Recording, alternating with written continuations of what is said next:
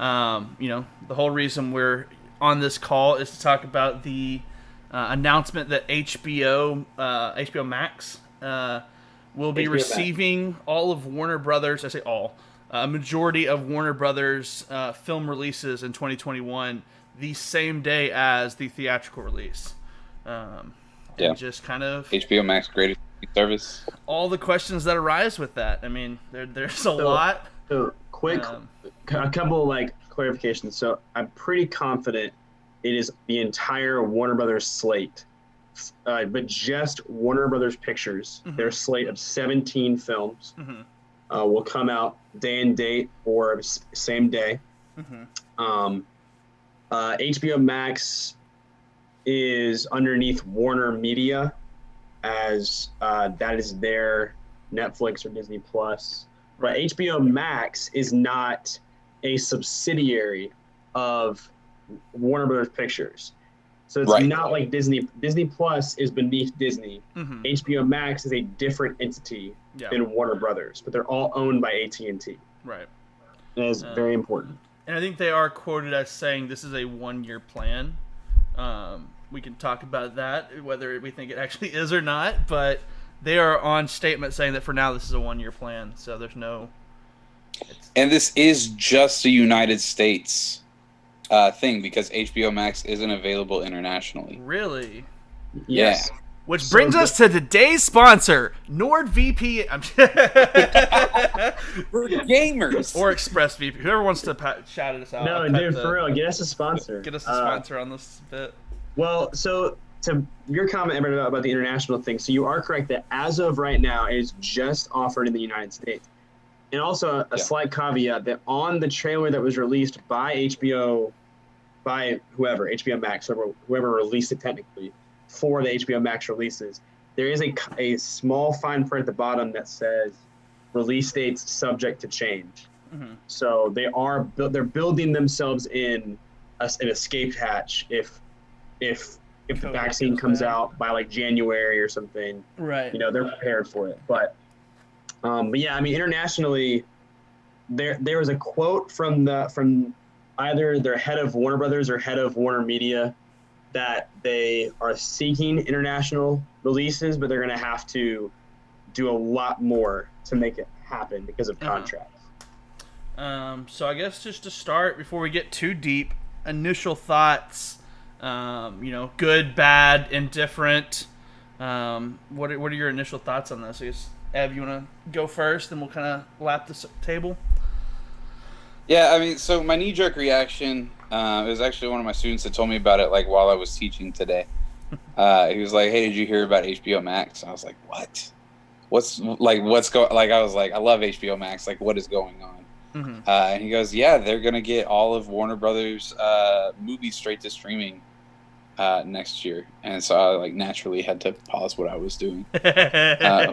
Great teacher. Right. I mean, this is an important moment. It's potentially momentous. very important moment. Right. I mean, in the midst of a year full of important moments. And I looked it up and I was like, okay, so they are still releasing in theaters, but I mean, that's gonna. My knee-jerk reaction was that, like, oh shoot, like, all right, market time of death right there, theater industry. Now that I've like had a few hours to like kind of ruminate on it and just like think about it, I don't think it is the final nail in the coffin, but I do think it is potentially like the start of a death knell for the theatrical industry as we know it currently. Especially if it's successful. Like, obviously HBO Max is one of the least like populated streaming services, partially because it is just in the US, partially because it's brand new, partially because it's HBO. People don't know about it. They just associate with all the things. Yeah. And it's one of the most expensive streaming services, Connor, like you just said. $15 a month is a lot. But I will, side note, I love HBO Max. I think it's got the best catalog of films and TV shows to offer. But sponsor us, HBO Max. No. Maybe, I don't know. Well, it depends on what else we say the rest of this The joke non-sponsored people You can haven't make. heard me yet, so. All right, Connor, Yeah, initial, or ever you have more thoughts? Okay. But yeah, I think it does kind of depend on like, because obviously like this is them Warner kind of accepting that they're going to take a little bit of a like knock in revenue because theaters do produce so much revenue, but hoping that they can potentially like AT&T, I guess technically, like hoping that they can recoup that through an increase in HBO Max subscriptions. And it's a gamble that I don't know whether it's going to pay off or not. I think if it does, that spells very bad news for the theatrical services. Right. If it doesn't, I think we're kind of still in the same boat that we were in at the start of the day. But I'm not an economist, so I don't know how to predict that stuff. Sure. All right, Connor, initial thoughts? Hit us with them. Ev, I think I probably had the same wave of emotions as you did. When it first happened, my initial reaction was the Spielberg quote when Spielberg and Lucas in 2013 were speaking at USC, and there's a comment made by Spielberg about the potential implosion of the industry due to the overwhelming amount of tentpole blockbusters that were going to be released in the following summers. Unfortunately, he didn't get it right that it would be because of the a surplus of large films. I think what was interesting is that he was actually wrong in that the FOMO completely drove the last 10 years of movies and at least big films. Yeah.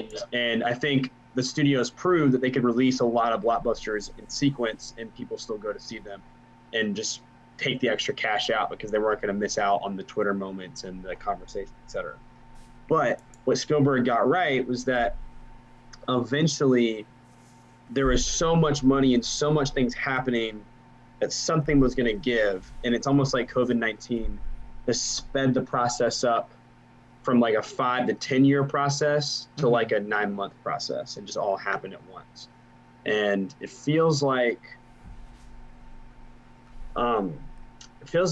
not the death of theaters, but we are never going to see a film like, I don't know if we're going to see a Dune get made again. Interesting. It hasn't even come out yet, but I just don't think we're ever going to get, like I saw a comparison that we're never going to see a Guy Ritchie's King Arthur Legend of the Sword. We're just not, if we're going to see those kinds of films, which granted, that's not a good film, but that's films, a wild like we're not going to get a Kingsman, The Secret Service in theaters. We may get that same concept, same performance, same actors, etc., but it's going to be, unfortunately, as of right now, the Chris Hemsworth extraction level of filmmaking, which is really terrifying if we're headed for that. But I don't now. So that's my reaction is, well, I mean, I care about the long term. I mean, in terms of COVID-19, it's obvious that what's happening right now is a response to that. If you're Warner Brothers, if you're AT&T, if you take a year off, in a sense, so to speak, you lose a whole year of revenue. I mean, you're just backed up forever and ever and ever, and you're not going to start releasing films, on top of each other in 22, 23, 24. So it makes sense to release them now. I just thought they would do it. Excuse me. I thought they would just do less. You'd see some sort of combo of this. Like you have a couple films that you try it with, and then you just kind of keep pushing as far as you can. But just this was a kind of all-out move. Like they put all their they pushed all their chips in, and I think now it's gonna be cool to see how Disney Plus responds. Do they do the same thing? Universal's locked in with a deal with AMC, so Universal can't do anything about that. Universal's going to have Universal's at the 7. Yeah, the 17-day deal where they're going to have it play theatrical for 17 days, then go to streaming on, I guess, Peacock on PVOD. I'm not sure how that's going to work for them, but. But Disney hasn't decided yet. They haven't figured out what they're going to do yet. And I mean, I think Black Widow is going to be really interesting. How do they handle that? But clearly, I was just I mean, clearly, in terms of COVID-19, like yeah, like it makes total sense. Like, you know, try something different, you know, try to make your money. But I'm fascinated by the ramifications of it long term. Right. Yeah. Um, I wonder if Disney's going to wait until Christmas to see how both Soul and Wonder Woman 1984 do mm-hmm. with their. So, like, Soul is purely streaming release now. Yes. And Wonder Woman's got the current with HBO Max deal. Yeah. Before they start, like, pulling the trigger on, like, their actual, like, Black Widow, Eternals, Shang-Chi, mm-hmm. right? They're big blockbusters. Yeah. I think, I mean, I'm just kidding. Here's my like chicken little skies falling rant. It's just like people, the theaters and everyone knew this was coming.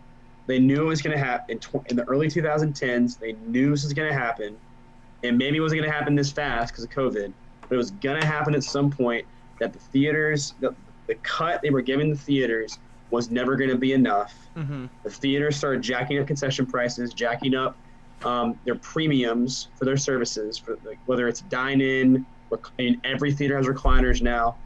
You know, you start seeing, because the theaters have to do something about this and get their cut. Right. And you have the issue of Disney, you know, backing theaters into a corner and saying we're not going to release Star Wars unless you accept a 5% revenue cut. Mm-hmm. That behavior perpetuated theaters to do what they did, and then now you have this reality where, you know, it's a money making industry, so I can't blame them for wanting to make money, but I just wish they had been a little more far-sighted, sure. not so nearsighted this decade. And I think they're gonna look back, you know, hopefully. I mean, I don't think the theater goes away, because at the end of the day, you know, Avatar 2 is not going to get released on your iPhone. You know, they're going to find, you know, they're going to shell that, they're going to get that money out of you however they can, you know, whenever it comes out, or these big films, especially if they can. And I don't think we're gonna miss that, but we're going to miss that medium film, which has been dying the last 15, 20 years. Mm-hmm. Like, I don't know if we're ever going to see a Pirates of the Caribbean, The Curse of the Black Pearl, like an Indian, The Mummy, 1999. Even like, I mean, we're still getting. But these, what's it like, called? Jungle Cruise. But okay, but even that, the only reason why that film is going to be treated big is just because of The Rock, which, you know, is fine, good for him. But which even he can't open a film. Yeah, at least he can. He's one of the few that can, but not as big as he'd like. Right. Yeah. Anyway. Yo, for me, I mean, I don't have as in depth of a initial opinion. The big thing for me, it was almost my call to action. You know, obviously we're making the video now, this phone call. You know, I knew cinemas were struggling, and I didn't know the numbers. I don't know all that, but I'm a big fan of standing behind things you love, and I love going to see the movies. You know, I know when the Wonder Woman announcement came out a week ago or so. I've already planned, and I don't know how I need to call around and see, but I was going to rent out a whole theater and invite a bunch of friends. Obviously, you know, keep it as safe as possible, but, you know, as many as they'll let me have in there, I was going to rent a whole theater. And you know, I guess the admission prices show me you're not subscribed to HBO Max now, but, like, I don't know. I just, you know, it's something that I want to keep and want to defend. And I've always been in a weird place. I don't really say a lot. I really don't, you know, fight for a lot of things, but this is a fight that I want to take up, and I don't know, it's weird. It's weird to see movies as something to defend, but I think we have to. I think this whole culture is shifting so much to ease. I think back to malls, like when I was a kid, you go to the mall. Well, the mall in my hometown is shut down because Amazon's great, I love it, but you know, you can't go to an Amazon and walk around. I guess maybe in the future. I don't know. But I don't know. I'm afraid, and we can talk about this too more in depth. I'm afraid this is, like Everett said, the mark of the end. Maybe the you know, date on the tombstone for cinemas. I mean, here's some positives in regards to theatrical experiences in 2021. Okay. They're not they're not going to go away. They're Sure. there. All these films are going in theaters. I'm seeing Dune in theaters. I'm not going to Sure. watch Dune on my Oh yeah. computer. I'm going to a theater to see Dune for sure. But these other films, like I'm a huge musical fan, and I like Anthony Ramos and company from In the Heights, and maybe that's a film that I could watch at my house. Yeah, that's a film around that level. Yeah. And then even in Tom and Jerry, for a family, if a family's in a larger city is comfortable to go out and go see. But anyway, back to the theater thing.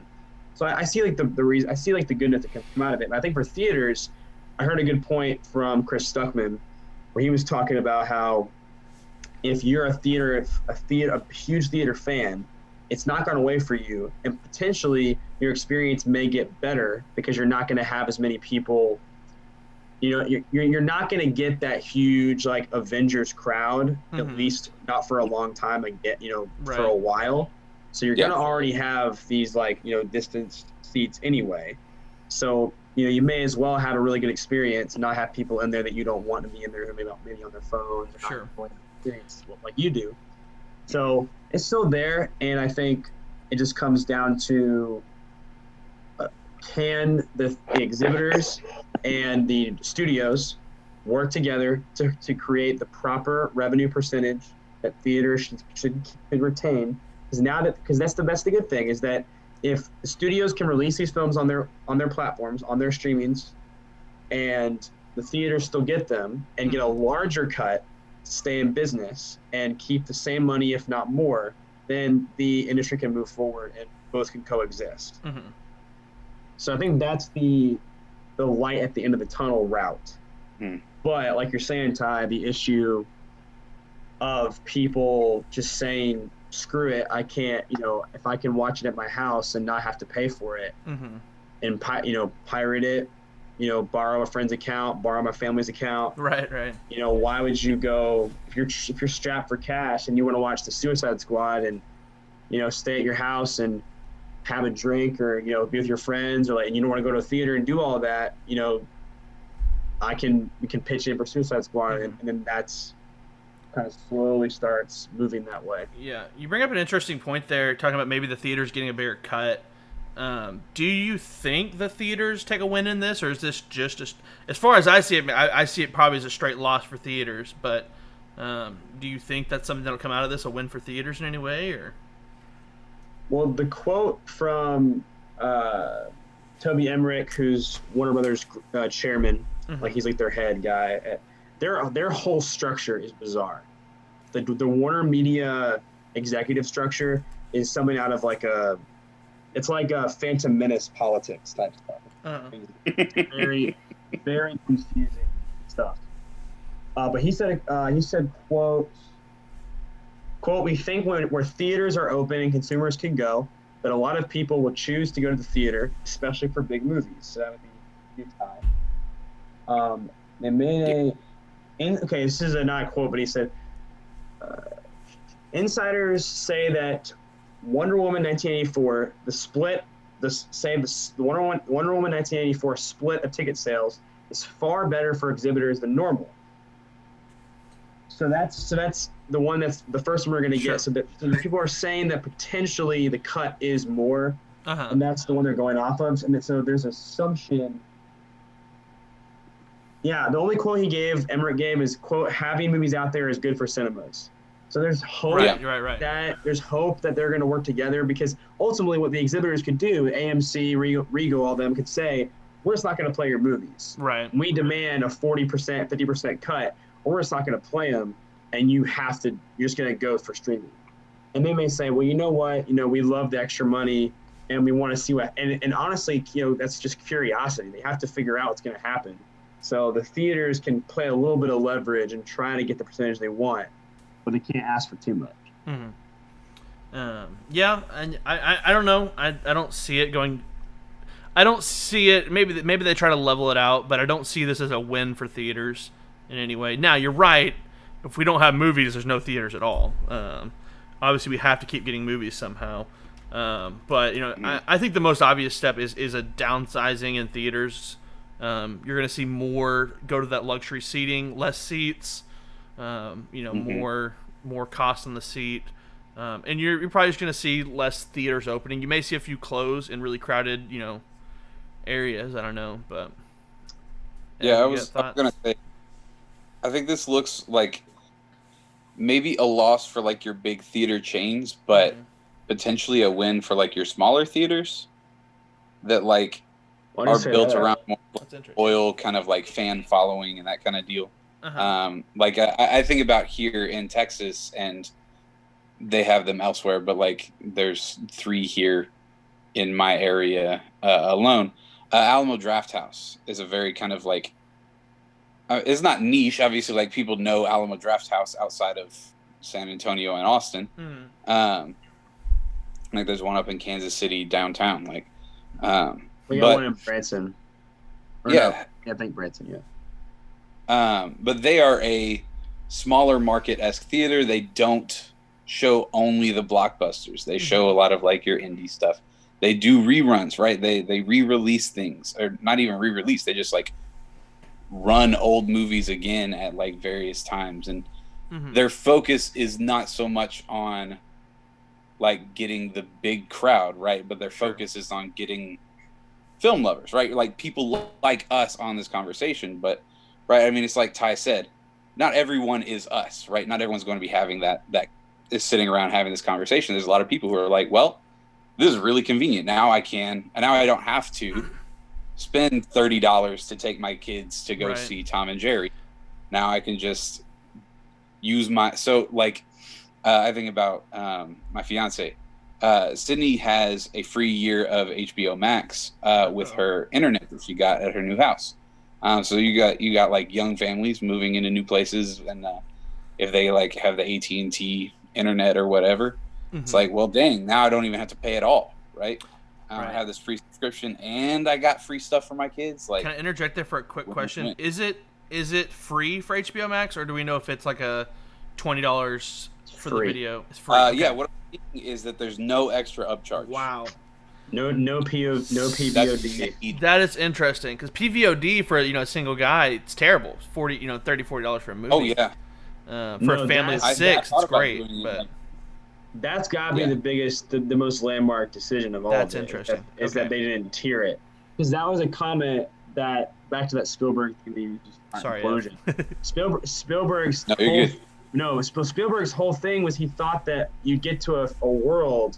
He was saying like, you may have an Iron Man costs $36 for a ticket, and Lincoln, this is back in 2013, Lincoln would cost $7. That was what he was thinking, was that we get to a world where there'd be a tiered system of films, which I think we actually, but I think we actually are headed towards that, because I think that if we get into potentially, because Mulan, I hate that Mulan was the first test run, because that's the wrong film to do it with. It was not. Yeah. And even there was so many problems outside of it. I guess that Wonder Woman will be a good litmus, but I think it'll be better. I think it'll be much better. It'll be better than Mulan, but even that one's tough. That's a good question. Is like, what's the film that I feel like will get a really good look at all this? Because even with that one, it's been lingering since like the first part of the year. Like we've known this marketing. If I have to watch Kristen Wiig deliver those lines again in that dang trailer and her CGI Catwoman 2003 costume. Watch CGI get thrown against a wall one more time. She looks like, I feel so bad. I don't know who directed her, but they left her out to dry, man. That looks like a terrible performance. I feel so bad. Yeah, to your point, I think Wonder Woman is a better test. I think it's one that people care enough that if they're gonna go see it in theaters, they're gonna go see it in theaters. I think it comes at a time in COVID-ness that people are getting a little more comfortable and know how to handle themselves, and know to wear a mask and distance. I think it's a bit better of a test. I almost wonder if Mulan, they tried to dodge a bullet knowing it wasn't going to do so hot in theaters, and they got a lucky out almost, or tried to make it seem like it was going to do really good for shareholders or whatnot. because people that wouldn't have watched it and gone to see the theater will watch it at home. I don't know. I'm curious. It's honestly the biggest one. So I'm looking at their releases, and so this is the order that I'm seeing on. And granted, this was, again, these could all change. This is what I see right now. You got Mortal Kombat, January 15th. A film called The Little Things, the 29th. Tom and Jerry, March 5th. The Many Saints of Newark, March 12th. Reminiscence, April 16th. Godzilla vs. Kong, May 21st. Conjuring 3, June 4th. In the Heights, June 18th. Space Jam, A New Legacy, July 16th. Suicide Squad, August 6th. Dune, October 1st. Elvis, November 5th. King Richard, that's a Will Smith project, I think. November 19th. And then Matrix 4 on December 22nd. There's other films, Judas and the Black Messiah, Malignant, and Those Who Wish Me Dead, that appear to have to be announced releases. Sure. Sorry, that was a lot, but I just wanted to say all this. Well, what do y'all think out of all that? List of like actual. Do you have some different? Because maybe that may be old. No, that's what I'm saying. I was looking at this. No, I have a list of like the movies that they have, but I don't have the release dates in front of me right now. Right. Out of the one. I think my biggest thing though is that like even the first Wonder Woman is not on the same level as like a Marvel movie. Right. At least not like a typical Marvel movie that we've seen in the past few years. It made less than $1 billion worldwide. And Captain Marvel, which like about the same like caliber of film, but a Marvel movie, right? Grossed $1 billion, right? People would debate and in the probably. same wheelhouse, right?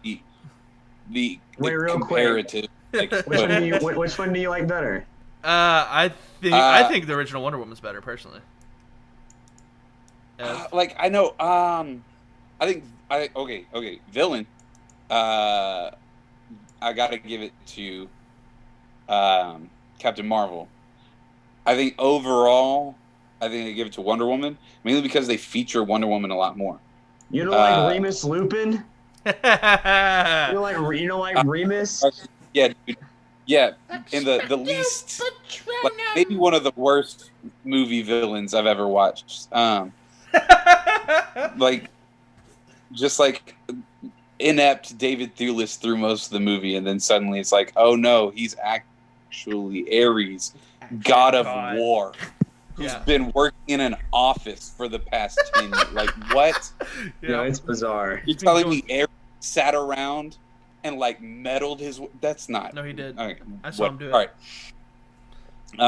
But yeah, no, Jude Law. I mean, obviously a better villain there. Sure. But I think like Wonder Woman chose to focus on Wonder Woman, where Captain Marvel chose to like include Captain Marvel in a Nick Fury movie. Mm-hmm. Okay. Sure. Okay. I love every time Ev talks, one of us makes a comment that just goes so off topic. That's just great. Well, listen, Ev incites, conversation. It's a great team. I bring in a lot of. I'm a stimulating conversationist. But you're correct though that is fascinating about the original Wonder Woman, which I believe made just under 900 million worldwide. I think it's around. I think it's like 12 million, or 21 million. I got it pulled up right here. How much? Sorry. Hold on. 821 million. 821. Okay, I was gonna guess 885. Yeah. Mm-hmm. It's not an incredibly dangerous risk for them. It's not a year that they're putting out something that is like risky to lose $500 million. They're not going to lose billions of dollars. Right. It's not like they're dropping like the first Flash movie, right? It's not like this is Flashpoint year or something like that. Well, and if you notice, the one film that got moved is the Batman. Yeah. Oh yeah. That's the big one that got moved. It's not coming out next year. It's not his fault. Wait, what'd you say? Because Robert Pattinson had COVID. They had to delay shooting for 3 weeks. They could have put it out next year if they really wanted to. I think that because honestly, looking at the slate, the biggest film on the slate may be Wonder Woman 1984. Yeah. It really may be, because I do know there's a lot of hype about the Suicide Squad. But there is. All right, Ty, you and I watched the first Suicide Squad together. Yeah. there's inherently the risk. I mean, not a risk. I think it's a statement that there is a stigma around the phrase Suicide Squad in film now. That name is going to put people off regardless. But it's got Guardians of the Galaxy director attached, and so that's going to bring in certain people who might not have seen it otherwise. So I think it balances itself out, but I do agree. I think Wonder Woman's still probably the biggest on there. Because the big ones you got, Godzilla, Kong is a big one, but I mean that series. I'm hyped for it, but again, I don't want to watch Godzilla Kong on my computer screen. But that one, I don't know how much Godzilla. What's the most recent one called? Godzilla King of Monsters. King of Monsters. I didn't see it. I think there's a lot of Godzilla people out there that are gonna go see it, but at the same time, I love me some Godzilla King of Monsters. So I love Godzilla, but I never got out to go see that movie. Every time I was going to, I had something else come up. Right. So the sad part about that, so again, one that you'd think big blockbuster, but the last one only made $390 worldwide. It's very low. Yeah, I knew it was a flop, but I know how bad it was. And then The Conjuring is historically, really good, but they're low budget. In the Heights, that's that's a medium tier film. It's not a big film. And it's Lin-Manuel Miranda, and with the success that that's doing good. I mean, even though he's not in it, he's the music guy. With the success of Hamilton streaming over the summer, that's something that you're not worried about putting on streaming at all. That's it. Yeah. Space Jam, I'm super excited, but that's not going to be viewed. It's not viewed as a huge blockbuster. That'll do really well. I think I was probably very young when the first Space Jam came out, and do not remember seeing it in theaters. Right. But I watched it 50 times as a child. Still, there's a weird. So this just makes it that easy for parents. There's a weird thing you have to consider too with Kong, Godzilla, Space Jam. A lot of these ones that appeal to maybe 30, 40, 50-year-old males, those guys are, right now at COVID, they're buying nice TVs and they're upgrading to 4 and 8K now, high refresh rate monitors, home theaters. These are the kind of people that when COVID hit, I mean, I went to my uncle's house, he bought a 75-inch TV the other day. These are the kind of people that are grew up with Kong, Godzilla, grew up with Space Jam, and now they have home theaters, and so that's an interesting comment, Ty, because it's a very male heavy slate.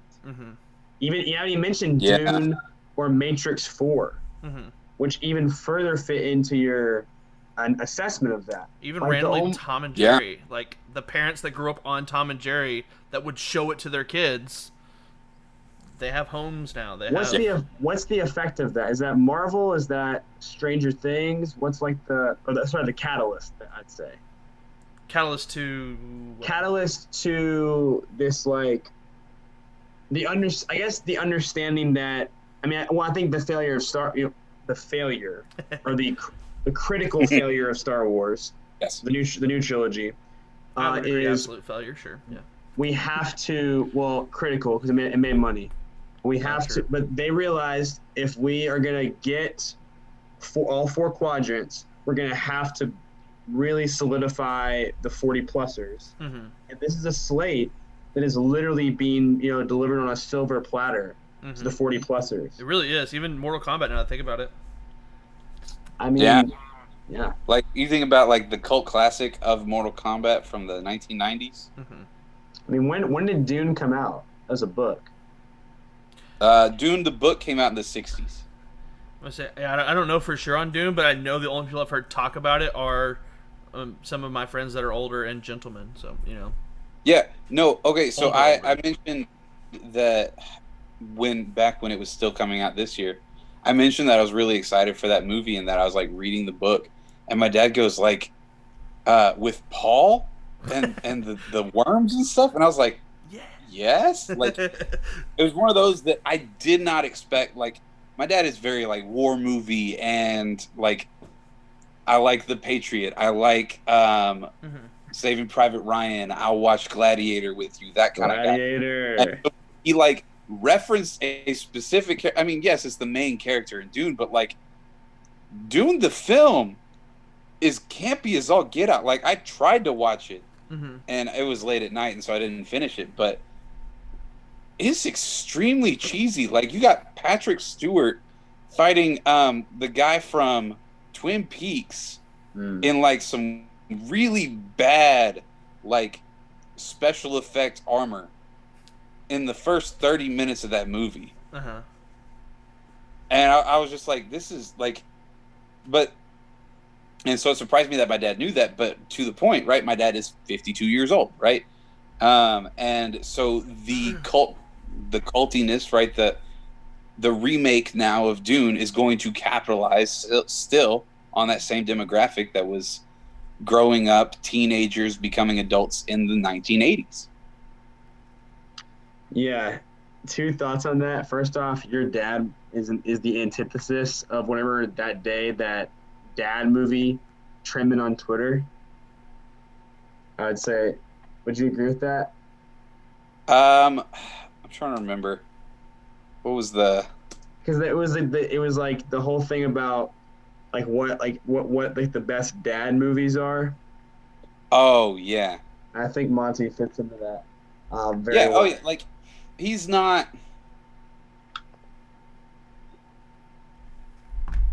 Like yeah. Okay. Yeah. All right. So, sorry, I'm like scrolling through the old quotes about it, but yeah, like very much his alley is dad movies.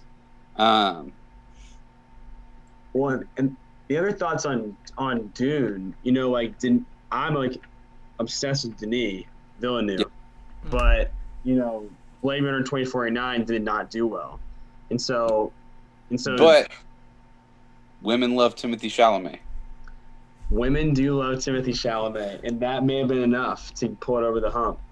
And women love Oscar, and women love Jason Momoa, and everybody loves Zendaya. So I think I forgot about Zendaya. She is in the movie. Yeah.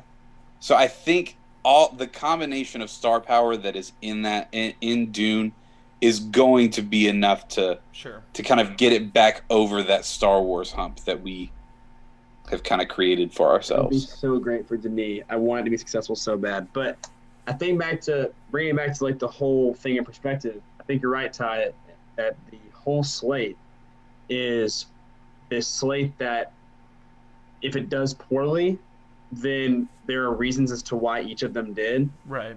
If it does well, then you can use it as, whatever you need to use it for. If the Batman was on this, I think you could have. But again, it's so hard to tell if a film does poorly or not because they're going to release their own data. They have control over it. That's same as what Netflix does. Just like Netflix, I was going to say. So, I think that for them, it was, looking at their slate, it's a move that makes sense. But now you have to look at what does Disney do with a film like Black Widow, which is supposed to be this like, holy crap, the MCU isn't done yet. Like we still have more left in the tank. Wait, really? They're doing more? They're never going to stop. They're while they're making billions of dollars, they're never going to stop making them, huh? Yeah. So not to be that guy, and we can talk more, down rabbit holes, but I do have to get back to work soon at 10 o'clock at night. Crazy. That being said, I want to hit some quick questions that I kind of jotted down, and I'm just going to let each of you kind of just give a quick, blatant thought on it, whatever it may be. So first one is, and me and Everett mentioned this one, is this move the start of the death of cinemas?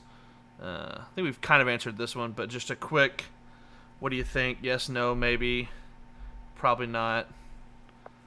Con, you want to hit us, or Ev? No. No? It's not the death of theater releases, but it is. There's a chance.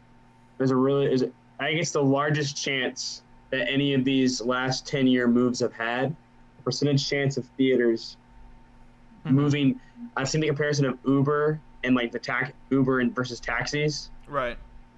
like you said earlier about Amazon and retail, just maybe becoming something where the one I like actually, the one I'll say quickly is music stores, record stores. I think that is the nightmare scenario that theaters move to. That's nightmare, which could actually happen. And I think it's the highest probability yet that it could move to a Alamo Drafthouse, dine-in movie experience. That's what you go, or drive-ins. Yeah. And then sometimes big movies, but that's only in those situations. And that's it. I think I think theaters are too. The whole industry is so reliant on it working that they're going to find a way to get back. Yeah. I see that. The probability is so high. Ev, thoughts or? Yeah, I think I just want to like touch on the drive-in thing real quick. I know something like with my students, drive-ins have become so much more popular than they ever really like have been in my memory. We do have like 2 here, relatively close to like San Antonio and all that, so that helps. But yeah, I think this is a shift back to maybe not necessarily like 1960s, 1970s style theater where you have like movies come out and people like with, I guess, the added wrinkle of streaming where like movies come out, people can stream them, but if you want to see them in the theater, they'll release like every few weekends and you can go see them kind of at your leisure throughout the year. I don't know if it's quite a regression back to that point, but I do think it is kind of like what Connor was saying. A potential, at least, for your smaller indie style theaters to experience kind of an uptick because of fan loyalty. But I think for your casual average viewer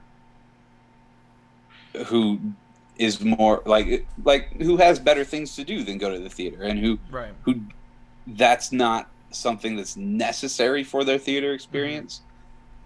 I think as that opens up more and more, like the option to not have to go to the theater and still be able to immediately on release discuss a new movie as it comes out. That's a really good point. I think that is going to hurt like the theater industry as like a big industry in the United States. Right. I don't think theaters go away though. Right. I want to like nail that in. I don't think theaters go away, but I don't think they look the same anymore. That's a really good point. Obviously they don't. COVID has changed how everything looks, but I was gonna say it's a really good point because the people that can't invest a night to go see that new film can get home at midnight and be caught up. So it might add to the level of movies. They may get seen more and become more popular, but go against the cinema kind of style of it. Connor, well, the real quick thing I would say is it's all going to hinge on the theatrical revenue that the studios give them. Yeah. If they screw them over, it's going to be it might be gone. Be a nightmare. If they're too greedy, they're going to have to support the exhibitors and help them out in the situation and work together to move forward. And then the second thing is HBO Max has the opportunity to really set a good precedent here because I don't think we're ever going to. I think the bigger thing is not the death of theaters. I think it's that we're never going to go back. Yeah. I think we've moved. This is like Back to the Future 3. Is this the point of no return? There's we're past the windmill or whatever in Back to the Future 3. Yeah. Like we're just past that. Like we're never going to have a year of like big to medium sized films where a handful of them are not released day and date like this. Yeah. It's actually funny. That's one of my questions was, is this the point of no return? Can we go back to where we were? So no? I don't think so, no. I don't think it goes back how it was. Now it's fun though because maybe HBO Max has the chance to really like do it the right way. Like, do they release films Friday at 8 p.m. EST? Do you do Thursday night EST midnight like a song like an album gets released on Spotify or iTunes or Apple Music? Do you do like now? I know for HBO Max they're gonna have it for 30 days. You can watch it as many times as you want, and then it's off. Then it goes to regular theater, PVOD rental, buy it. So after that 30 days, back to normal. But the way that I think they have such a great opportunity to really make this fun and make because essentially if you can drop a Dune or drop one of the like the Matrix 4 at the correct time for people to really enjoy it together and watch it on and experience it on Twitter, that kind of thing, similar to like watch like live tweeting TV. I think they have a chance to do that, but so it can be really cool. But in terms of like ever going back to a system before this, I mean, even the Universal AMC deal feels archaic. It feels out of date. It feels like it's like how risky that we're gonna do only 17 days in the theater. HBO Max is like, no, y'all are a thing of the past. Yeah, it's interesting though because we thought they were gonna test it with Wonder Woman, and then they're like, no, let's just go for it. But yeah, before they even tested, they like theaters tried to up the ante on them, I guess, and they were like, nah, call that all in, baby. Here we go. Maybe it was the hype.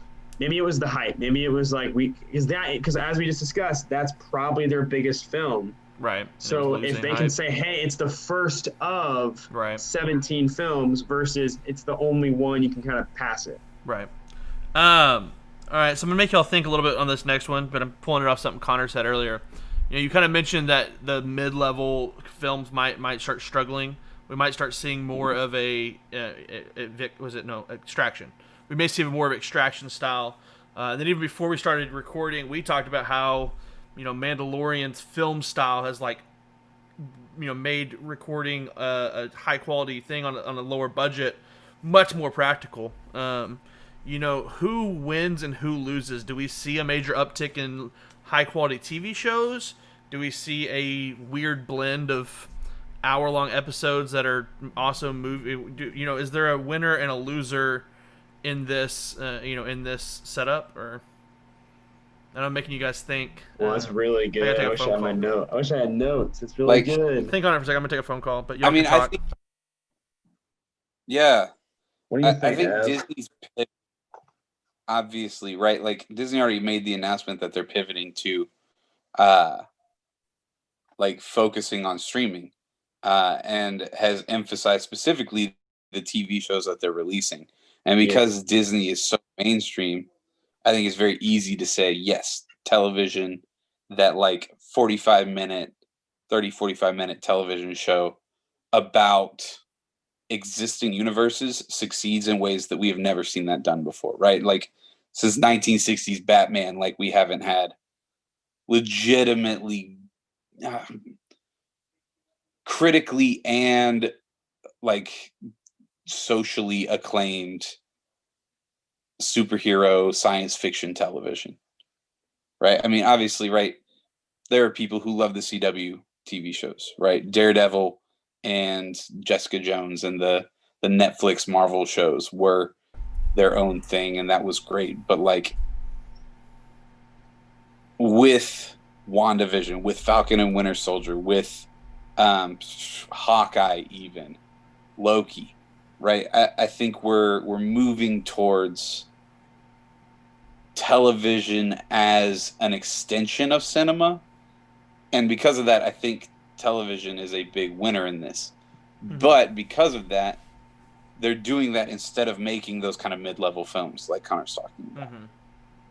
I think a winner is actors. I think actors now can we've just seen Tom Holland, huge actor, Spider-Man, Spider-Man is one of the biggest characters you can be in Hollywood, and he goes to Netflix, and that film, in my eyes, came and went, and whether it does bad, it does good, it kind of is an accepted thing that an actor can go from the biggest movie of all time to a Netflix film or a Netflix series. Anya Taylor-Joy doing The Queen's Gambit. Mando has Pedro Pascal. Yeah, Pascal, who is also I can't see his face. Wonder Woman. Yes. I just think that for actors, for talent and that level, I think it's really exciting. Mm-hmm. And you're no longer going to see because 10 years ago it was what's the next big move for Steve Carell after The Office? Ooh, why is so-and-so dropping down to why is Matthew McConaughey going to True Detective on HBO?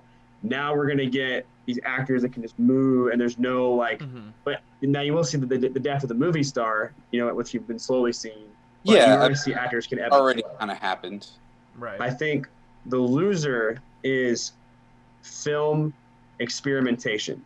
I think we're never gonna get, not never, but like I was saying earlier, these original concepts, these first movies, these like the Hunger Games, the first film was a high budget film, but it was almost treated like an indie, similar to Twilight. They're made conservatively.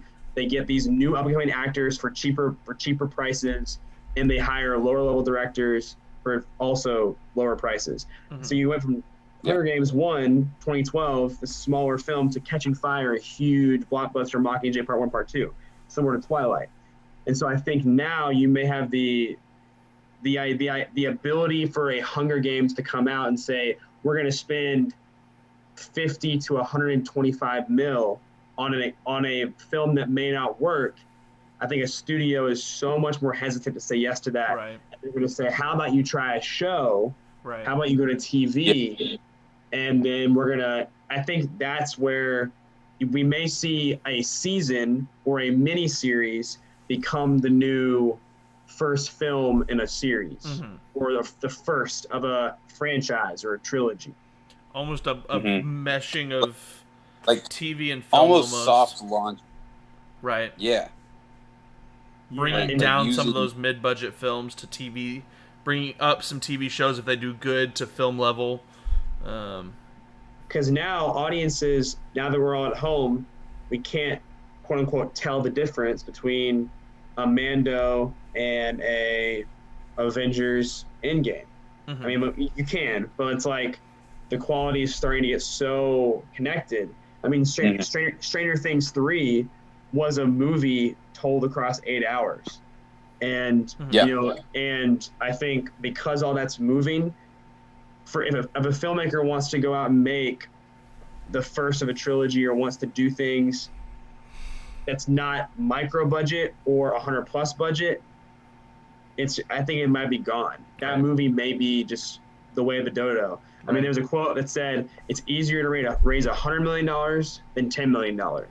And I think that's a really, like for a film. Right. And I think that's a really accurate statement. And I think it's going to be even more hammered home. So that if I had to choose a loser, I would say just that. I think that film just maybe just gone. It's interesting you mentioned micro budget, because I could see this being good for very, very small creators. Almost like getting your music on Spotify or Sound. As these platforms become more popular, getting your super low budget stuff on there, is a good thing. It's a lot more people in there. Yeah. So. I think what the and you may think, well, is that gonna well shoot, I can just watch TV, or that's not a bad thing, right? Well, you can't get the launch. You have to the launch. It's like the launch pad is evolving and changing. So it's like, oh well, I already have the MCU, the DCEU. I already have these big franchises. Well, in order to make new ones, you have to launch them somehow. Right. So I think that's where we're going to see issues, is the launch pad. A studio will not greenlight that $75 million sci-fi adventure film that they may have greenlit 10 years ago.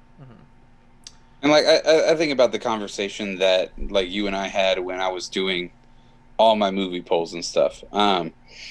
Back, I think it was during the 2010s one, right? We talked about the fact that the best 2010s movies were your small budget movies, but the ones that everyone has seen are the big budget ones, and there wasn't really anything in between. And so all the quote unquote good movies of the 2010s were getting blown out in the polls by, movies that are still critically like good, right? They're not like bad. It wasn't like I put bad movies on there. Yeah. Correct. But they were the big budget ones, right? There was no mid budget, right? Where in the 2000s, Pirates of the Caribbean made the finals. Did it win? It lost. I think it lost to Dark Knight. That's right. Yeah. That just breaks my heart as a fan of films like that. A fan of those. Yeah, but anyway. Ty. What is your ideal future? Like, what is the best possible outcome in this situation from where we're at now? Is it 1 year and then it magically shifts back? Is it a hybrid model? Do you have a kind of a cool idea for a hybrid model? And then the second question to that is, these companies, other than I guess Universal's locked in, but they've got a decision to make. What are they thinking? What's their future in the more realistic world, less than our ideal world? I don't know. Thoughts? Yeah. On it. It's tough. It's a thinky. I can. Hold on, I'll say something. So my thought on that is, I think that the creators in Hollywood, the actual artists, there is going to be, I would hope that some sort of committee is formed, or some sort of like collection of like maybe almost like a union, but like just a group of people that stuff. You have the guilds. You have the guilds, but I wonder if there's a way for the creators and the workers of Hollywood to have their own interest in all of this, because at the end of the day, the sad point about all of this is that, like you said earlier, AT&T, which is the parent company of all of this, at the end of the day, they're offering HBO Max as a little section of their home Wi-Fi. If I get a phone from AT&T, I'm gonna get HBO Max potentially for a certain period of time. I'm not sure if that's legit or not, but that may. And that's what Apple does with Apple Plus. Verizon did that too. Yeah, Disney. Apple Plus. Apple TV Plus, I think is what Apple they call TV it. or something. Yeah, something like that.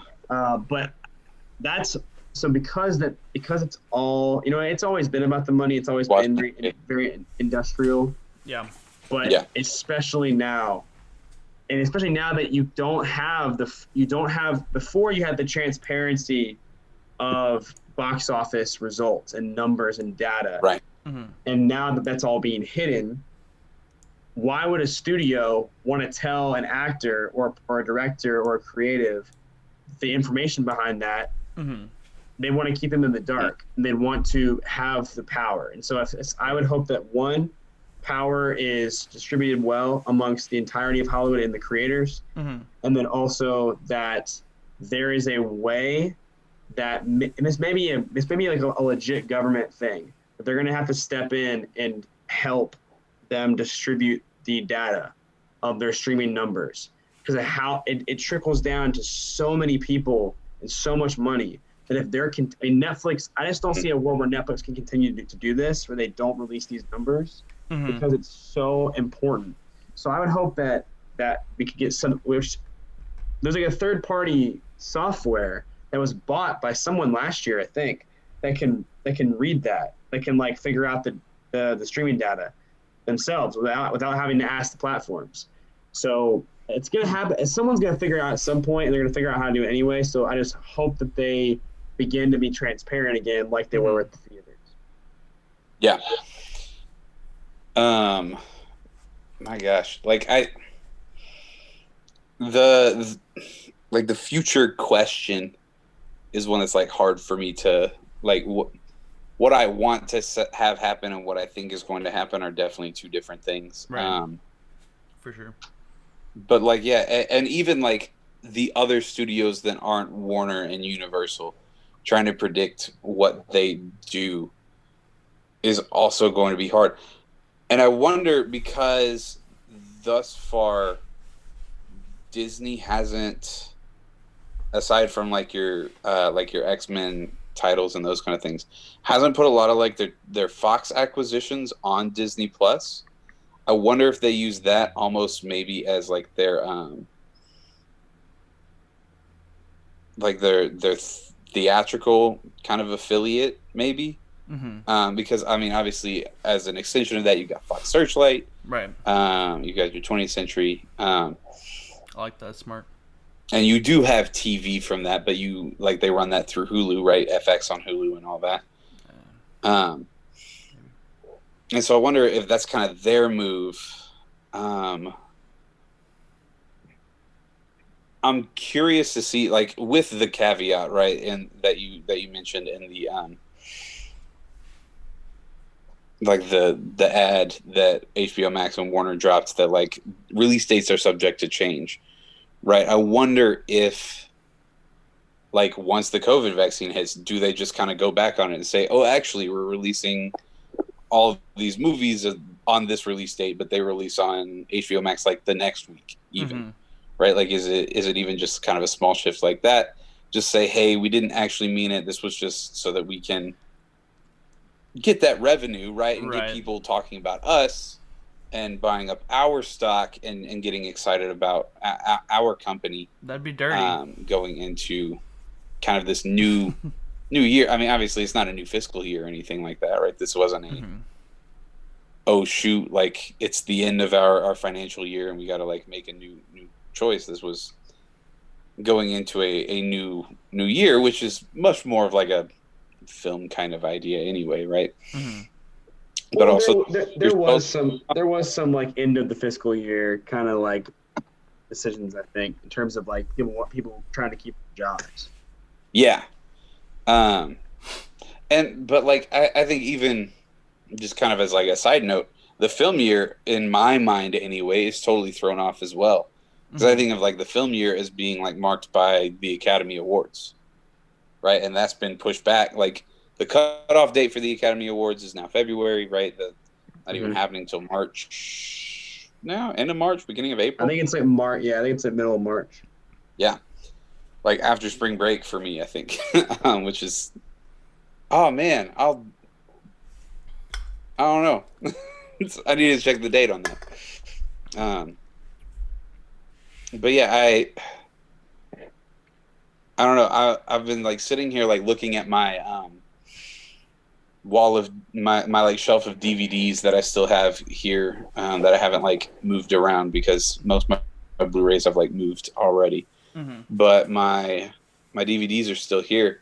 And I'm looking at a lot of those like mid-budget films that we've been talking about. I have like Book of Eli, I Am Legend, Live, Die, Repeat, a classic, Knight's Tale, which like some of these are not good. Lego Movie even though, like Boss Baby, it's a great film. Yeah. These are movies that, like we've talked about, is gonna be harder to get these kinds of things made. And Book of Eli maybe not. But like I Am Legend was just constantly like I think about like my middle school, like right after it came out, middle school and high school, like everybody like constantly knew I Am Legend, and that was like the talk for like months. I don't know if it was because like we hadn't had a zombie film in a while or what, but I mean that was it was cool. It was just cool, and it was like different. It was Will Smith. He was kind of like a little bit past his prime, and it just looked cool, and it was mysterious and questions about it. And then I think my favorite example from the 2010s is probably Live, Die, Repeat. At least like it's just immediately available to me. Right. Of those kind of mid-budget film, but even that one like is close to a high budget because you had to pay Tom Cruise's salary and Emily Blunt's salary. Emily Blunt. Like, what was the budget? She did great in that film. Connor? Edge of Tomorrow. Did we lose you, Connor? Pull this up real quick. Ev, I think we lost Connor. IMDb. He's frozen. Because sponsor us, IMDb. Back. Budget was but I mean it was still 78 million. You good? Like like it was still expensive, but like wasn't necessarily billed as like a blockbuster, right? Which one? Edge of Tomorrow? Yeah. Well, I think what the comment. So I guess you're implying that there's this fear about what's going to happen to those films, and that's my fear. Because really, like I said earlier, they're not going to put out. Disney's not going to release Avatars 2 through 5 on your iPhone, on your computer. They're going to want to put them in theaters. Those movies have $1 billion budgets. Retina display, bro. They're going to want to put out the. They're not going to release Avengers 4 on your iPhone. No way. They're not going to do all that stuff. Dude. Hey, listen. Sorry. 5. Screens this size. 3 was 6 hours long. You are correct, but Screens this size, we make good films. You know what's sad to me, and I think what's really cool about each of our generation, is that the films that I think about that meant a lot to me are those films that were probably someone walking into the studio and saying, here's my pitch. Like, hey, I know y'all are trying to option Pirates of the Caribbean.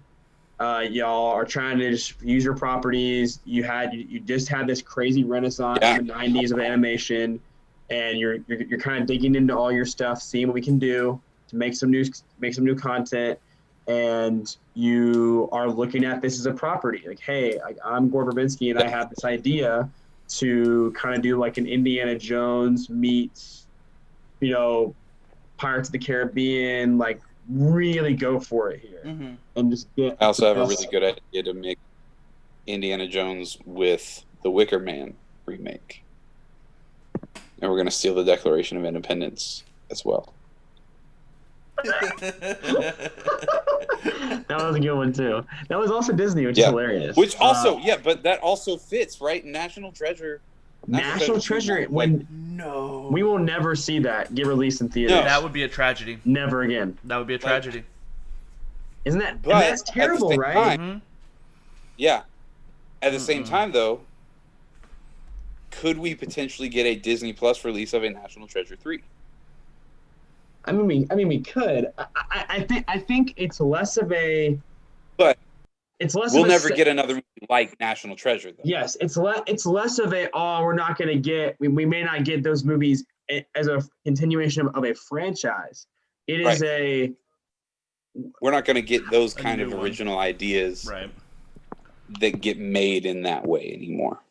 They get made in that way. That way may change. Yeah. It may evolve. But it's that, like a Sahara with Matthew McConaughey, which my family, which my family and I adore. Yes, in all of its all of its campiness. Ava, you do throw like a girl. We got to the Panama. Man, all the songs. No Panama. No Panama. Yeah. It seems like you cut. It seems like you cut the head off the. They got Rainn Wilson, Steve Zahn, and Matthew McConaughey with Penelope Cruz riding around war-torn Africa. That's like also not really how Mali is, but whatever. It's such a rad film. With Morgan from The Walking Dead as the villain. Oh, you're right. I forgot about that. He is the villain. What do they say? It looks like you cut the head off the snake. There's no way that just worked. Man. But it seems as though that film either becomes a mini series going for Emmys, or a streaming film.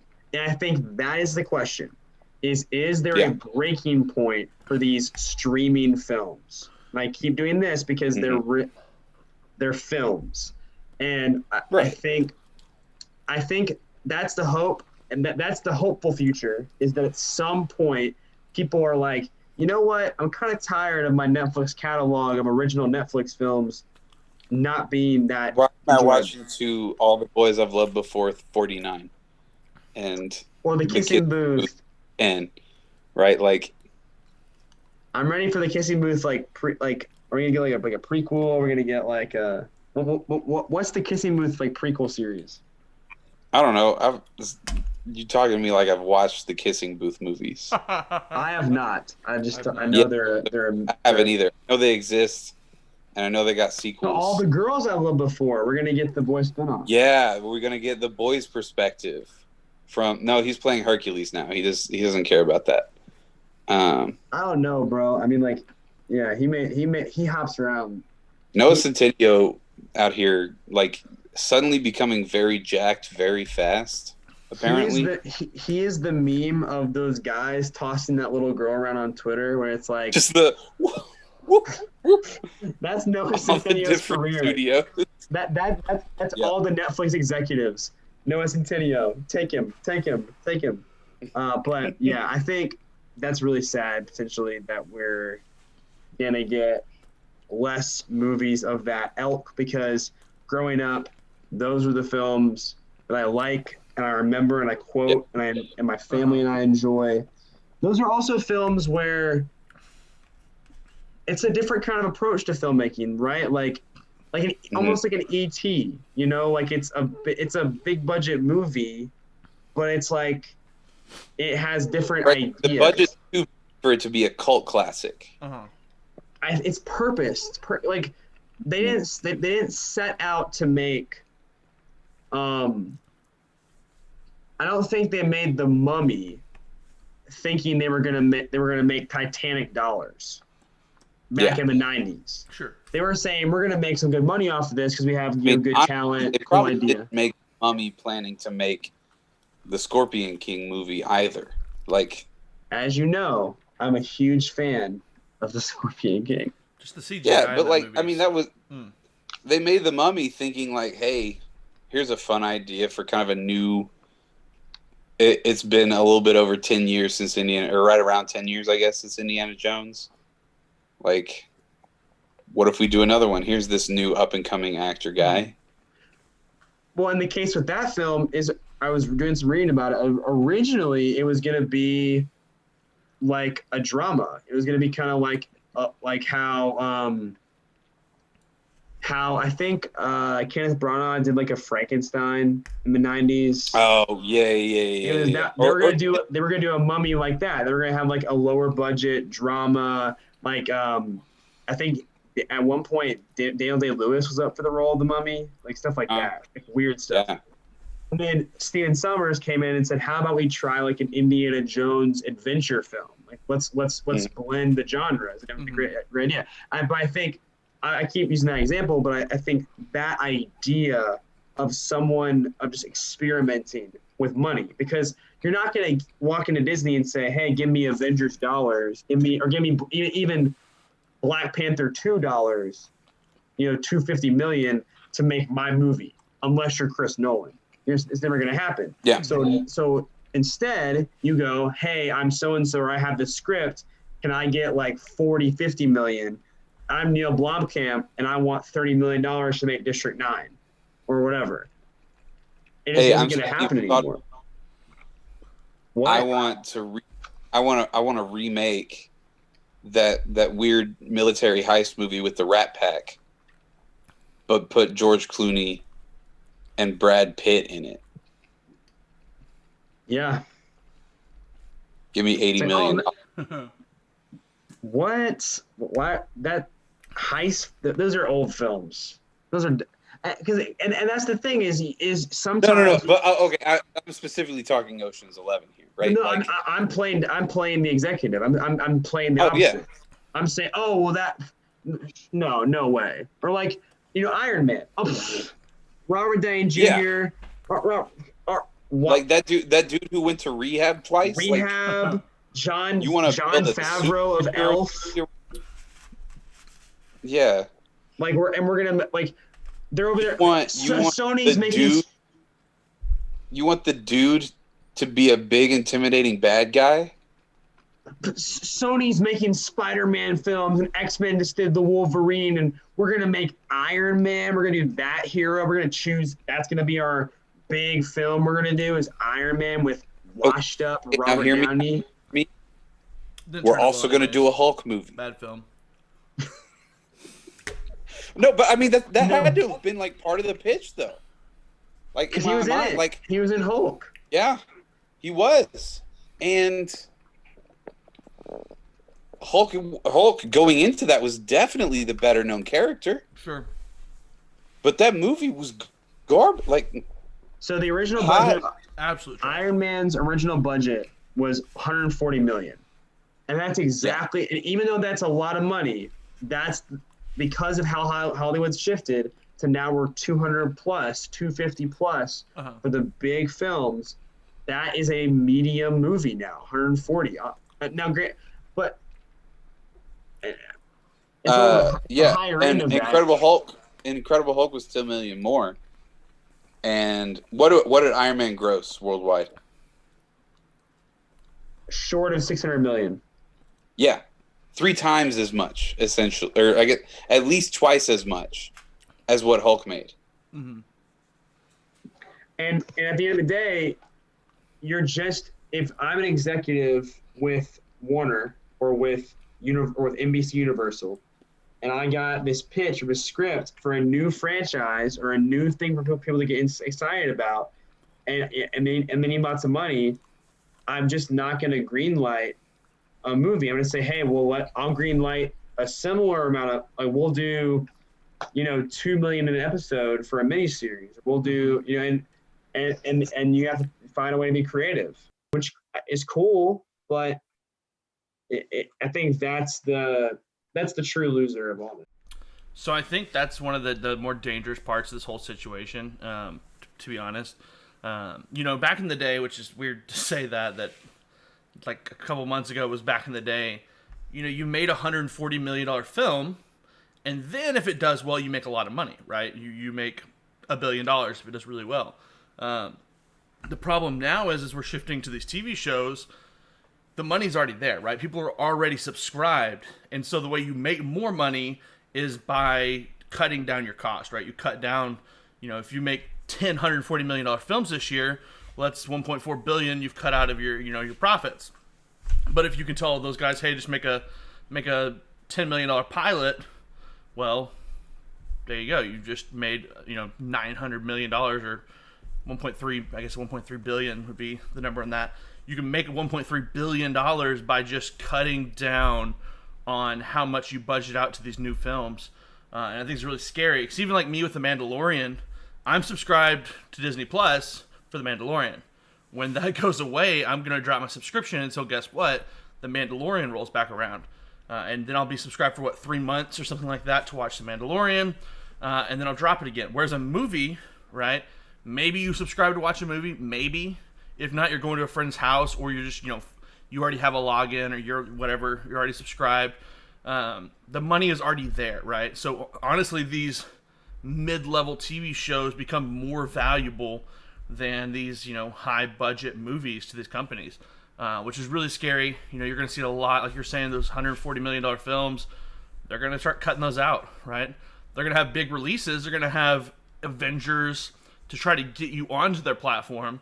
But to keep you there, those TV shows are more valuable, right? So it's scary. I don't like it. I love my movies. I love it, and I think this is where the real scary part comes. And like you were saying, I think the answer to that is people saying, "Hey, I miss these really decent mid-level films. I miss having 40 releases a year rather than 4 releases a year for big films." So or moderately big films, but yeah, I think you're going to have to see more movies having to go, like, if they want to be those kind of mid-level movies, having to go festival style route, right? Like what is that? I know. Well, I mean, I don't really know of one I would cite. I mean, a lot of like the medium films will premiere at festivals, but they're already owned by distributors. Yeah, they're already like, I think Palm Springs is like the closest, but even Palm Springs was essentially an indie film. They don't even have a budget for it. Yeah, it's like, I mean, granted, you can always, you can go the indie route. I mean, like, Blum's models. I think we're going to see an uptick in people trying to make indie movies. Mm-hmm. I think we see also an uptick in kind of bad indie movies there for a little while, probably. Well, I mean, I think the best case scenario of that is Upgrade from Lee Winnell. That's what's his name? Tim Green. He's the guy from Prometheus. Are you aware of that Upgrade, that film? Oh yeah. That's with the guy, like, it's kind of like if you took Hardcore Henry and made it third person. Correct. I think that kind of film. Logan Marshall Green. That's what I'm thinking. Yeah, Logan Marshall Green. I like guy. Prometheus. Yeah. Yes. I think I think that is the. Oh yeah, he was in Spider-Man really briefly. Oh yeah, he was. Yeah, I think that's the formula. If you're a studio saying, if someone says, "Hey, I want to start a new franchise," say, "Okay, well, we'll give you 8 million. We'll give you 5, like Blum does, and we'll just see what you do with it." Yeah, Blumhouse style. And upgrade. If you watch it for budget, it makes it's all interiors. It's all shot very smart. It's not a lot of characters, and it's all to make the effects look so good. And so you're going to have to. So, because ultimately what Blum does with the $5 million strategy is he's like, we're going to give you all the creative control you want, but you're going to have to sacrifice somewhere, whether it's talent, whether it's effects, etc. Or you start seeing more. What you said. Okay, talent. Yeah. You start seeing more kind of new talent come on the screen. You get movies like Crazy Rich Asians. I mean, but yeah, that film. I mean, I don't know why that film would ever go to theaters at this point anymore. Yeah, there's a $30 million budget. Yeah, opening weekend. And what sucks is that now studios and the platforms get to control these narratives and decide what they want to move forward is. Because all they have to say is, hey, here's our growing subscriber count. And we're going to say, well, did the Suicide Squad do well? Like, well, our subscriber count was up in July. So that's something. It's like, well, we don't want to see that. Like, what was the... Who watched it? Who watched it? What's the demo breakdown? Right. So that's why they're gonna break. There's no way they can keep doing it like that. There's just no way. And not like, I just think even like for like marketing people, like that's got to be insane. Trying to figure out who am I marketing this movie to? Who watched the one that came before? Right, it's gonna be like, big. I mean, that's the whole like, what's that? Like the Steve Carell space movie that came out. Like that was. I remember the trailer drops on Twitter. It's this big thing, and like Steve Carell, and then I think it came out, and you talk about Space Force? Yeah, is that what it's called? That's a TV show. That's a TV show? That's a Netflix TV show. Oh my goodness! Wow. Yeah. I did not know it was a show. Okay. Yeah, but exactly.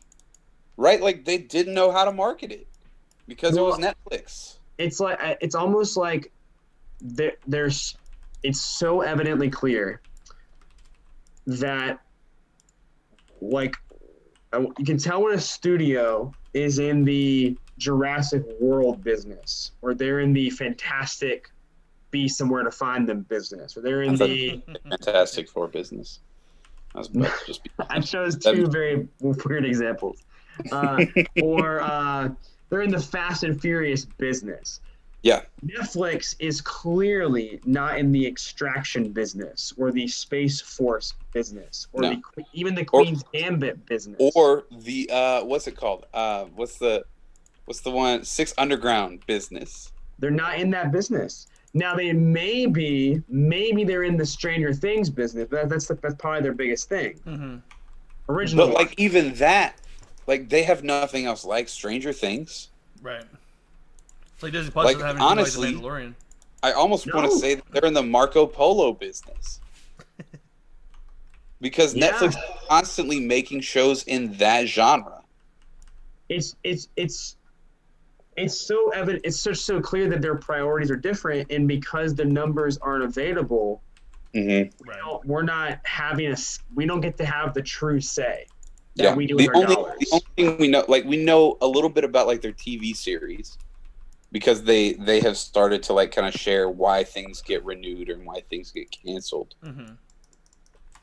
And essentially, every TV show isn't worth renewing past 2 seasons that they make, for whatever reason. And eventually, that is going to reach a breaking point. It's going to hit a breaking point. I mean, so like. There's a guy who I know through Twitter who, like, his kind of side hustle, if you will, is, or has been at least for a little while, like reviewing Netflix and their offerings. And right now he is just beside himself with all the cancellations that have come out from Netflix in the midst of what most people I think would consider a streaming renaissance. Right. Netflix is canceling This is the some prime time. pretty critically acclaimed shows because their viewership isn't high enough, according to Netflix. And I think there's a part of this conversation we're having that is really more in the audience's interest than their interest because they want to have control. But it really is. But there's a flip side of the argument that is totally in their interest because if, say I haven't watched Space Force, I heard it wasn't very good, but say it was good, and Space Force had a whole legion of fans that are really into it, and I guess like maybe Hannibal is a recent, not Netflix, but a recent example of like a very a very niche show that had a huge following inside the fan community that as we've seen with certain shows, that will find ways to get renewal because the fans are so vocal. Right. And if, like your favorite show Community, that happened. Yeah. I mean, like, regardless of the fact that season 5 and 6 were technically probably very mid. I mean, they were. Like, I watched them. Like, I'm not going to sugarcoat it. I still enjoy the TV show, and I think the first 4 seasons are some of the best, like, sitcom television out there. And I'm glad that season 5 and 6 got made because, like, it's a bit, right? I mean, it is a bit. But and I that think was purely through fan service. Yeah, and that's something that Netflix doesn't care about as much, it seems like. And what I'm getting at, and I think what would serve their interest is if they release that information, or at least more transparent with it, then you're gonna have a situation where people can unite around things, where they can, if they recognize, Space Force or fill in the blank isn't doing very well. Okay, let's launch let's do a fan thing, or let's get the marketing more popular. Let's focus more on this. When in reality, Netflix only cares about one thing, and that's your subscriber money. Right. And at the end of the day, if you watch Stranger Things and one other thing and fill in XYZ maybe movies every now and then, you're not going to not stop paying for it. So I think the really scary thing with this, and once again, you said kind of the answer to it, if there's a way for the community to almost vote or know what was doing good, what was doing bad before it was canceled. But the scary thing more, I don't think they care as much what you're watching more than what's bringing new people to the site, right? So if you watch these 5 shows, well, who cares if one of them goes away? You still have 4 shows. They don't really care about any of those 5 shows necessarily. What they do care about is the person that signed up last night. What show did they watch first, right? Why did they come to Netflix? What shows are bringing people to Netflix? Hopefully they have enough content that they're keeping you there. Obviously, if they don't, which I think that's going to be Disney's biggest problem if The Mandalorian ever goes away, it's what's bringing you to the platform, which I think is a little scary, right? I think your money as a subscriber should mean a little bit more than just new subscriberships, which I wish it did, but I don't think it does. I think that's where this is dangerous for these streaming services. They're catering to the money, which you can't really blame them, right? So why should they care about your love of I'm not fill in the blank of whatever Netflix series it may be. The Circle. Stranger Things. Yeah, and that's why those 6 underground type projects just aren't going to be treated with the same quality that, take Ryan Reynolds, 6 Underground, or Free Guy. Free Guy is going to have so many more magnifying glasses and eyeballs and attention and like focus, because I think it was a Fox original product. Yeah.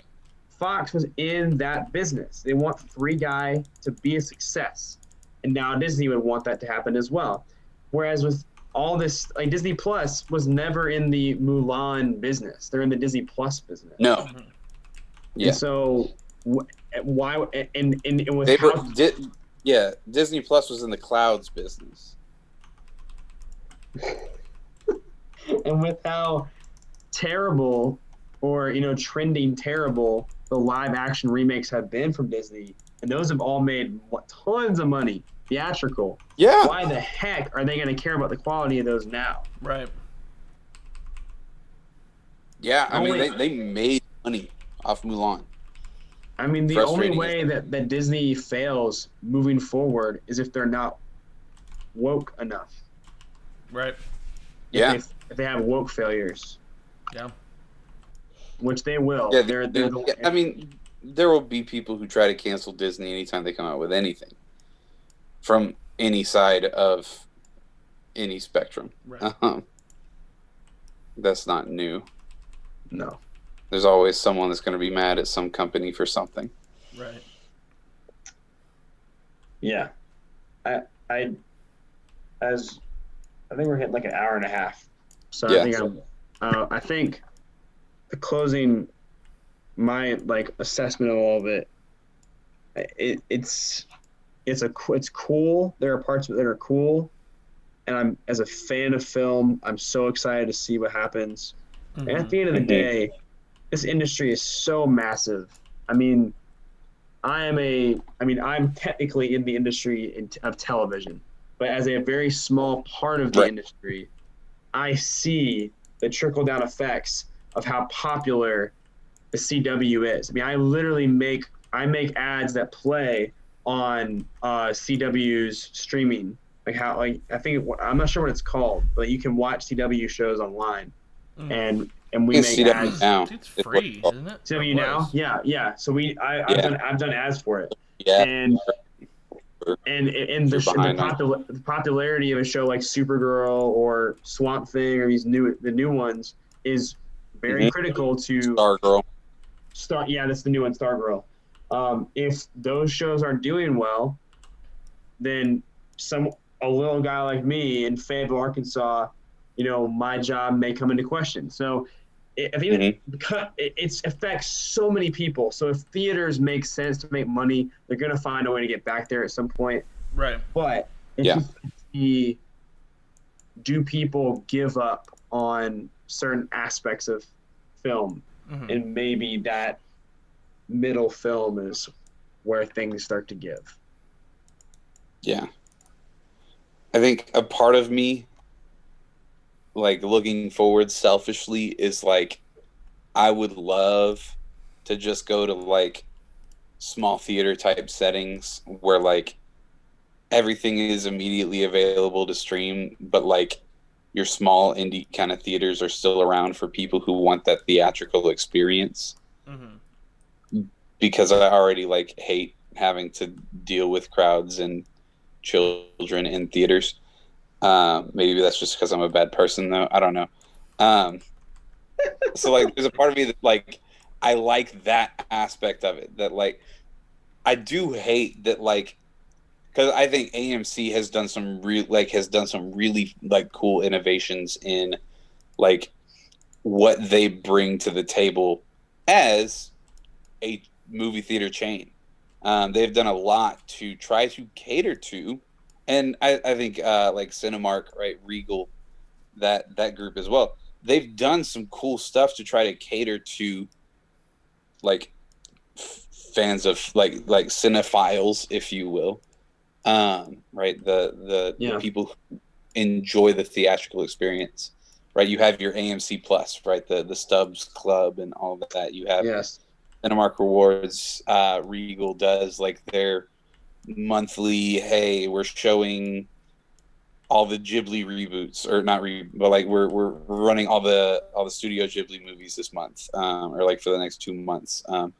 You can come see them in subbed or dubbed because we know how much you film nerds love Hayao Miyazaki and all that kind of stuff, right? And so I think,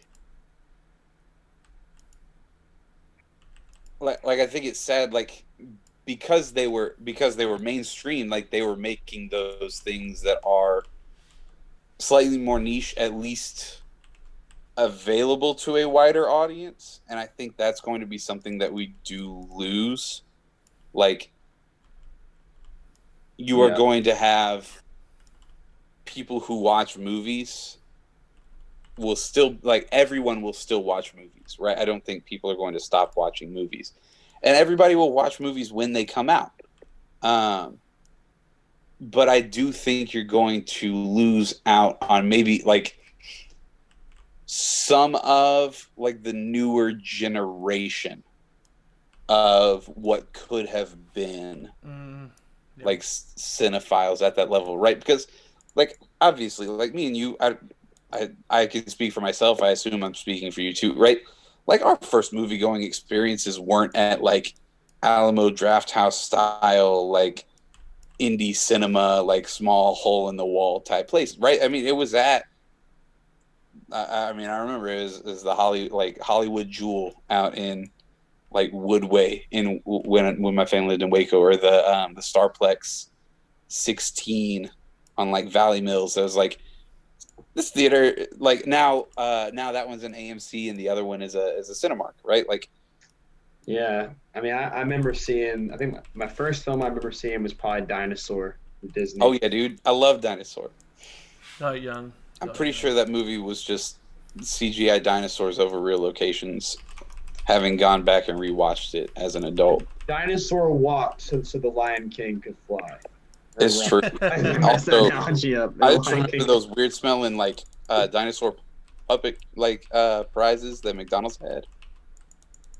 They're like the weird rubbery texture, and, like, their mouths were really small, and so your fingers only barely. Yeah, those things smelled so strange. That's a whole other component that we can't get into now because we're tired. I'm tired.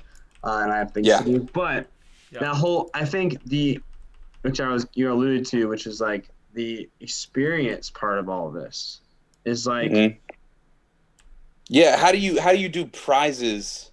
Like, how does McDonald's do prizes for, like, a Tom and Jerry type movie? I think that would probably end up going to Burger King anyway. But McDonald's is not Tom and Jerry just strikes me as, like, a Burger King type prize type.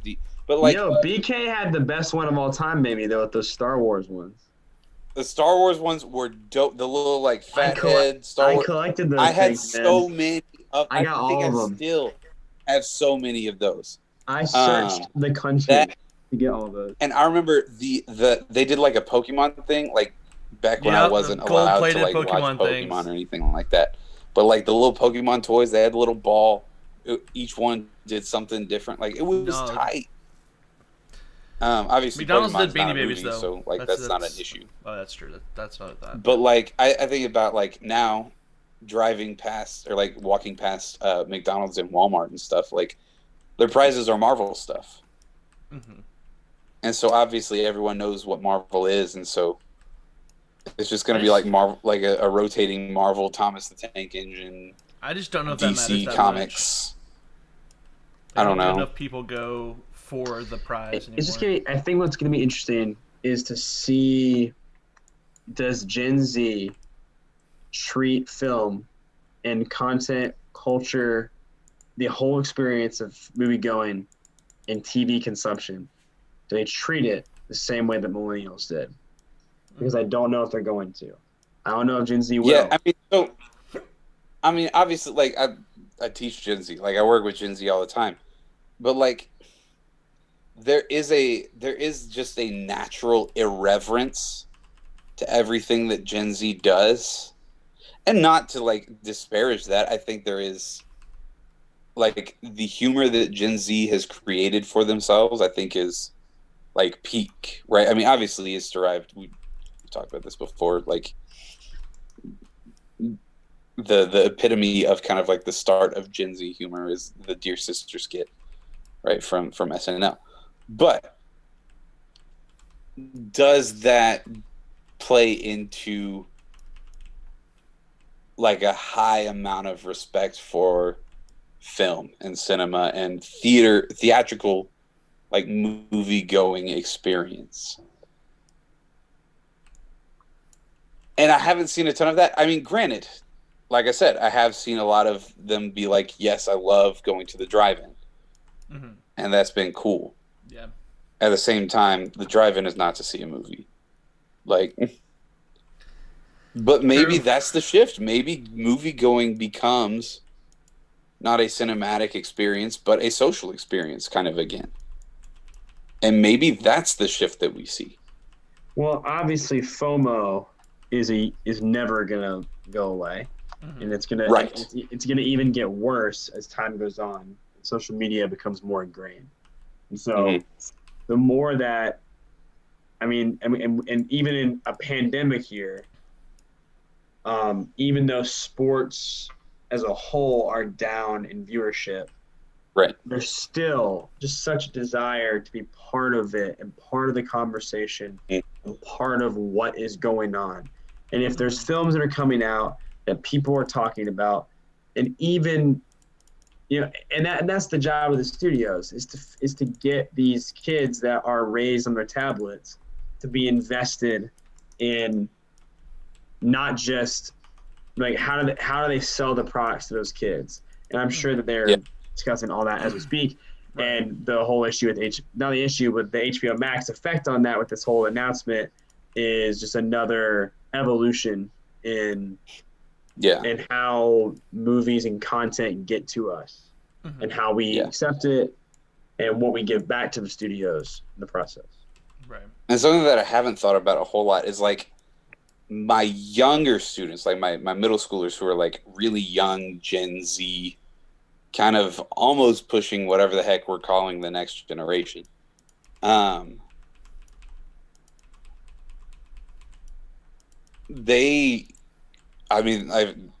Maybe it's just my class, but I don't know. Their attention spans are very short. Right. And I don't hear any of them like talking about movies. Granted, I have only had them for a year, and it's been a year without major movie releases. So that might play into it. Sure. But I do wonder as we get kind of more and more beyond the baby boomer Gen X into more and more of a millennial Gen Z centric culture. Mm-hmm. How much is film and cinema and like going to the movies and even watching movies going to be a part of like American life and a part of like human life as it has kind of been since the 1930s, almost 100 years now that like film has been just like a part of like regular life, like living life regularly. Fame and fortune and everything. Yeah. And I would hope that it stays as relevant as it is, but I think with your Stranger Things, with your Mandalorian, you have smaller snippets that don't require you to engage for as long of a time while you still get a story that's engaging. Right, and you get more of that FOMO. You get that constant weekly FOMO. It's just going to be it's just meeting people where they're at, but you also that's the great part about, if Nolan is the most influential filmmaker of the 21st century in terms of like large scale filmmaking, it's gotta be him. And what's great about him is that he's someone that he's always challenging his audience, and that is the precedent that he's setting. And as someone that wants to make films myself, I think other filmmakers, they look at these the rising up of these kids and saying, I've got to meet them where they're at, but I've also got to, create a new wave or just, keep evolving content. So, the challenge to comfort ratio has to be correct, right? And has to be effective. And dude, the biggest film of all time, Endgame, is a pretty complex plot, and so that's encouraging. That it's the MCU film where you have arguably the most acting going on, right? Like where the characters, the actors in the film are actually, at least for the first act, doing more than they've been asked to do probably in the rest of the films that they've been in for the MCU. And so that is something that is, like you said, encouraging, I think. Yeah, no, it's. I mean, no one would have expected that if you had told someone in 2006 that the biggest movie of all time is going to be the culmination of nearly 20 films, that if you haven't seen 18 of them, or at least like 80% of them, you're not going to enjoy the final one. And that final one is going to be the biggest movie of all time. It's just like a really crazy concept that Marvel executed very well. So It just comes down to people being ballsy and wanting to try new things. And I think the attitude of Netflix is just so passive and so relaxed. It's just not focused on anything like that. So hopefully, as the streaming giants evolve and take on their own personalities, we'll see different ones of them challenge the other and begin to, get better. Similar to how, movies. We've only had blockbusters for 40 years. And so, that had to evolve and that had to change. And then, so it makes sense. Yeah, like, it almost feels like Netflix kind of lucked out in that, like, the Duffer Brothers had nowhere else to go at the time that they came to them with Stranger Things. Mm-hmm. Right? Like, if we had no Stranger Things and streaming still follow the same trajectory that it has, I don't know if it does without Stranger Things, but nonetheless. I don't know if we're where we're at now with streaming, and the Duffer Brothers come up and they're like, hey, I've got this idea for this show about 1980s nostalgia, monster, alien, supernatural type movie or TV shows. I don't see Netflix being their first option. Mm-hmm. No, it would not be. It would not be. They would go to Amazon Prime, maybe. Yeah. I see that as much more of an Amazon Prime, maybe even HBO Max type pitch. Yes. But I think Quibi. No. Wow, yeah. What's interesting is that as filmmakers, I want to evolve. I think filmmakers want to evolve. They want to look at how do I approach all of this the right way. And I think the Duffers, it takes filmmakers like those guys where, they're gonna, like, they know they can put a film out at a certain. Filmmakers and directors are making these Netflix films that aren't at the same level as other projects. And they have to know that, and Netflix knows that. And so hopefully that's where you'll see that, the cream will always rise to the top. And so that's the hope, at least. Yeah. Tiger. Right. And maybe time to Tiger King. Rappo. Yep. Dope. Yeah, I'm feeling it. Tyler, what are your thoughts? And then he'll say his little thing. Yeah. Maybe he will. Maybe he'll insert himself into our conversation. Who knows? He'll probably just cut it all out. Yeah, I think we're all over it. I think we're gonna see in the next year or two this play out. But I think we're gonna see a big shift in what gets made, where it gets made. It's gonna be interesting. But thank you guys for coming. Thank you guys for joining me on the call. This is a fun conversation. We don't get to talk as often as we should these days. But it's interesting. It's an interesting time. So thank you guys. And I'll see y'all later. Oh yeah, bro. Appreciate it. It's been a really good time. The first of many, maybe. Yeah. Yeah, hopefully. Hey, fingers crossed. Podcast. Let's go. Maybe we'll Don't get say picked up the by P word. Spotify. Don't say it. We'll get picked up by Spotify. Okay. We'll shift from YouTube to Spotify. All right. See you guys. What? You can do both. Get out of here. Get out.